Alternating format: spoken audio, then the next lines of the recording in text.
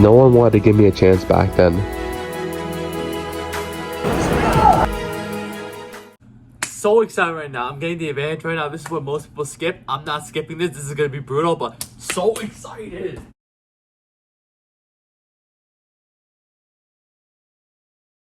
Alright, so we're finished, and I'm gonna say something really bad right now.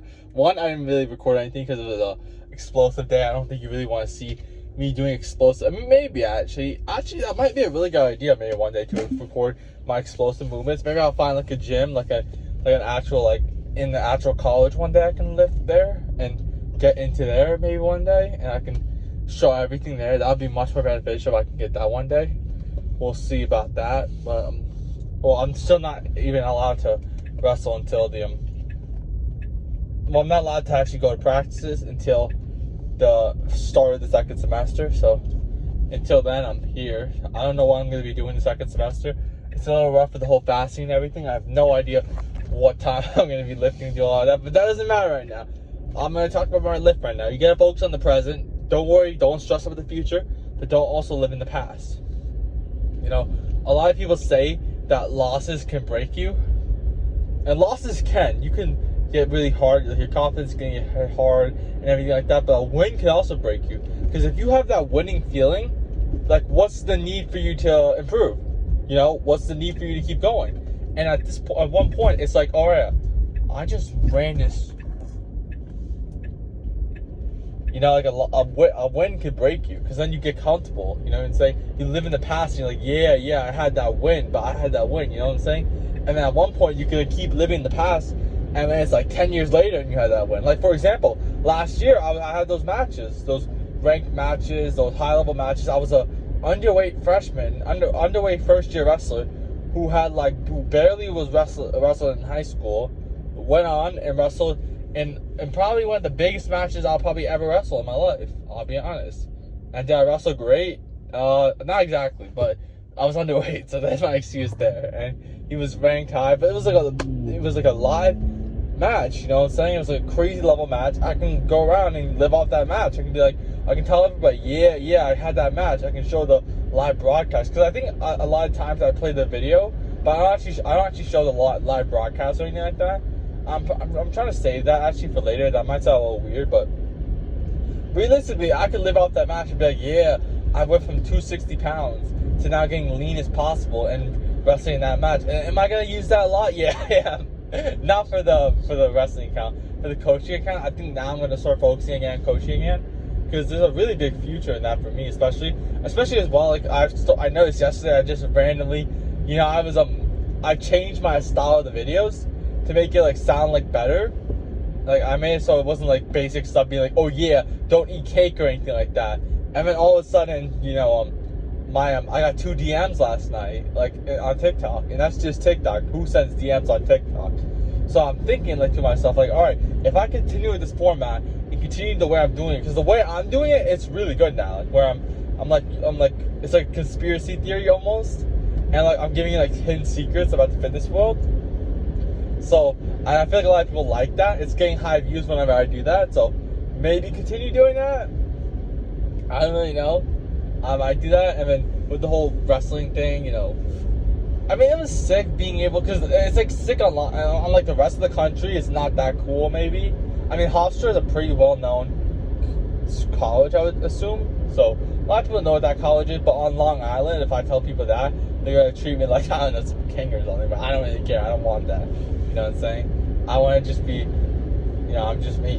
I don't really care about the thing or anything. At the end of the day, you don't want to ever really live off your college thing, and that's why I deleted social media, deactivated my main social media as well, because that feeling when you constantly posting yourself, like in your matches and everything, and you're getting these high views and a bunch of likes and everything like that, it's sick. But when it's gone, you know, what do? You know, then you live in the past. Sometimes I live in the past as well. Not all the time, really, because I didn't have, back then I was only getting like 700 views. I only had 1,500 followers back then. I later got a lot more as I was, you know, as my season went on. I ended off like 3,300. No, exactly. And well, the start of the second year, and I was seeing coming as a lot, but this year exactly hasn't gone great, which is very unexpected. You know, I was expected to do really well this year, and that's why I started this, because I wanted to really show everything. But you know, I trust the plan. Whatever happens, happens. But let me talk about my lift right now. I keep talking about the past and the future and whatever. I'm just very excited to just keep throwing every single day. Maybe as well limit the post from 5 times a day to 2 times a day. Maybe I go back to 2 times a day, because I think the 5 times a day is lowering my reach. I'm getting like 150 views now, which is a little weird because the watch time is pretty high. So I don't know what that's about. I'll check the watch time, see if it's still high and everything like that. I'll make sure about that. But that's not the point. I keep saying this over and over again. But is that? No, I don't think that's my Alright, so basically I did my explosive day. I started off with hand cleans, power cleans, whatever you call it. I did 120 pounds. I did that for 5 sets. I was just focused on explosive. I'm not trying to do heavy. I'm not even that good with doing clean, so it's better for me to even do lighter anyways. But I'm trying to focus on explosive, like try to do it fast, you know. I'm not trying to do like 315. I mean, that would be sick if I could do 315, but I can't do 315 because my form is not good and I haven't practiced hand clean, like power clean, whatever you call it. It's like a movement that you need to like spend years mastering. You can't just like get in like one day. You know, it's like takes like these other movements, like they take a while. They take like, oh yeah, bench press. You can like train it after like maybe 4 weeks, I don't even know, or 2 weeks, 1 week, whatever it is. But like on like these power cleans, you need to like train like years and have like an actual coach that's helping you out doing that type of stuff. Because if you don't, you're gonna get messed up. You're gonna hurt yourself. So yeah, it's very risky there. Afterwards, I did some we call it trap bar jumps with some box jumps as well with it, superset, and that was a little rough. I was very tired, and I did some landmine press after. Only did 4 reps this time because I'm trying to focus on more explosive. It did feel a little off. It said I did 2-minute reps last time, and this time I did 1-minute reps, so it's a little more off. But I'll of course get better as the weeks go on. And then afterwards, I did what's that thing called, the medicine ball slam, the what do you call it? I don't know what it's called. When the kettlebell swings with the medicine ball slams, superset, and yeah, that was alright. I mean, it was very tiring at the end. And you might have noticed I haven't one time said about you know, I paused and drank any water because I didn't bring my water. I don't know why I didn't bring it. So I've been dying the entire time there. You know what I'm saying? Oh my god. I mean, some people say, oh yeah, drinking water while lifting is cheating. I don't even know who says that. The reason why I do it is because it's not a conditioning session every single time. I'm trying to lift to my fullest and best. So that's why I drink water. And also, I don't really drink a lot of water throughout the day. But maybe that'll help me a little more because I do use the bath. I do have to use the bathroom like all the time because I drink so much water now. But maybe that'll help me out.